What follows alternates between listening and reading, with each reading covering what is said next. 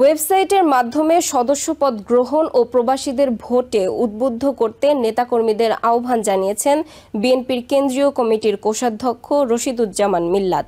ঐতিহাসিক বিপ্লব ও সংহতি দিবস উপলক্ষে মালয়েশিয়া বিএনপি আয়োজিত এক আলোচনা ও দোয়া অনুষ্ঠানে ভার্চুয়ালি যোগ দিয়ে প্রধান অতিথির বক্তব্যে তিনি এ আহ্বান জানান।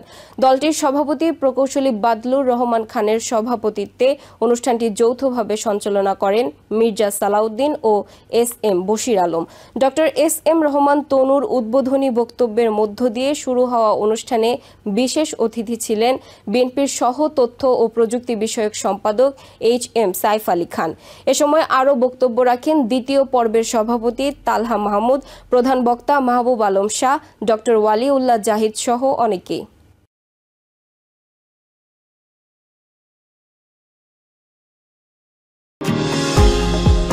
নিউ ইয়র্ক থেকে সম্প্রচারিত TVN 24 টেলিভিশন বিশ্বজুড়ে বাঙালির কণ্ঠস্বর।